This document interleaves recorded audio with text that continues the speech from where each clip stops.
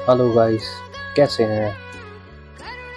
मैं पुनीत फिर आया हूँ भारत दर्शन की एक नई और विस्तृत कहानी लेकर। ये कहानी है आदि शक्ति जब बनी जीवन।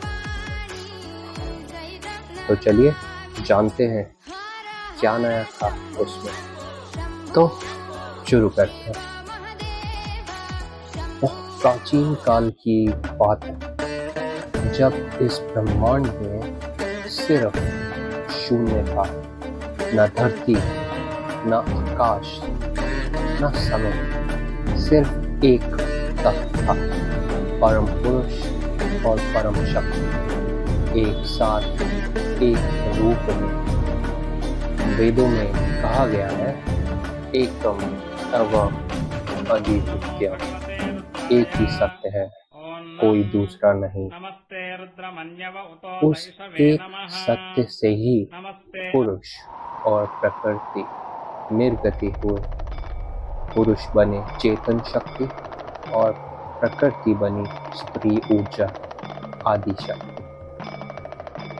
जब ब्रह्मदेव ने धरती रची तब सब कुछ बना, पर जीवन में गति नहीं थी, प्रकृति में ऊर्जा नहीं थी। ब्रह्मा जी महादेव से प्रार्थना की, हे महेश्वर, मैंने धरती बनाई है पर इसमें जीवन का स्पंदन नहीं। मुझे ऐसी शक्ति चाहिए जो इस ब्रह्मांड को प्राण दे सके। तब महादेव ने शांत रहकर मुस्कुराकर कहा, ब्रह्मा, सृष्टि तभी संपूर्ण होती है जब पुरुष और प्रकृति एक हो जाते हैं। शक्ति के बिना मैं भी निर्जीव हूँ और मैं तुम्हें उस शक्ति से मिलवाता हूँ जो हमेशा से ही थी, आदि शक्ति। इतना कहकर महादेव ने अपना अर्धनारीश्वर रूप धारण किया, आधा शिव आधा शक्ति।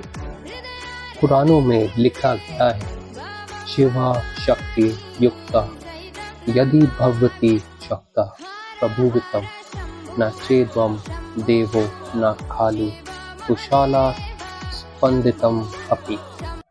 अर्थ, शिव तभी सक्षम होते हैं जब उनके साथ शक्ति हो। बिना शक्ति के शिव भी शव समान है। जब महादेव ने अपने अर्धनारीश्वर रूप से आदि शक्ति को प्रकट किया, तब उन्होंने ब्रह्मा से कहा, यही देवी तुम्हारी सृष्टि को पूरा करेंगी, इन्हीं से 5 तत्व जीवन पाएंगे। आदि शक्ति ने अपनी ऊर्जा से पूरी पृथ्वी में प्राण डाले। उनके श्वास से बनी वायु जिससे जीवन चलता है, उनके नेत्रों से निकली अग्नि जिससे तेज और ऊर्जा मिलती है, उनके कानों से निकला जल जिससे धरती ने हरितम पाए, उनके शरीर से बनी धरती स्थिरता और पोषण का रूप, उनके मन से निकला आकाश जिसमें सब कुछ व्याप्त है। तब आदि शक्ति बोली, मैं ही पृथ्वी हूँ, मैं ही वनस्पति हूँ, मैं ही वायु, मैं ही जल, मैं ही अग्नि हूँ। हर तत्व मेरे अस्तित्व से ही जीवित है। जो मुझे सम्मान देगा वह सदा मेरे आशीर्वाद से फलेगा फूलेगा। ब्रह्मदेव ने प्रणाम किया और कहा, हे जगत जननी, आपके बिना सृष्टि अधूरी है। आज मुझे समझ आया, सृष्टि का मूल पुरुष नहीं प्रकृति है। तब से हर पेड़, हर नदी, हर पहाड़, हर हवा सब देवी का रूप माना गया। और हमारे उपनिषद कहते हैं, या देवी सर्वभूतेषु शक्ति रूपेण संस्थिता नमस्तस्यै नमस्तस्यै नमस्तस्यै नमो नमः। अर्थ, जो देवी सब जीवों में शक्ति रूप से विराजमान है, उन्हें हम बारंबार नमन करते हैं। पृथ्वी ही देवी है और देवी ही जीवन है। जब तुम पेड़ को छूते हो, पानी को महसूस करते हो, हवा के झोंके में शांति पाते हो, समझ लो तुम माँ आदि शक्ति को स्पर्श कर रहे हो। प्रकृति हमारे बाहर नहीं, हमारे अंदर है। प्रकृति ही आदि शक्ति। जय मां। तो गाइस बताइए कैसा लगा आपको ये वीडियो।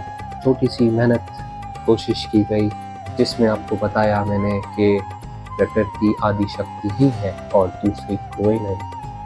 तो अगर आपको ये वीडियो अच्छी लगी है तो लाइक करें, सब्सक्राइब करें, शेयर करें सभी धार्मिक लोगों के साथ जिन्हें नेचर के बारे में जानना है। और हाँ, कमेंट करके बताइए कि प्रकृति आपको कैसे शांति पहुंचाती है। धन्यवाद।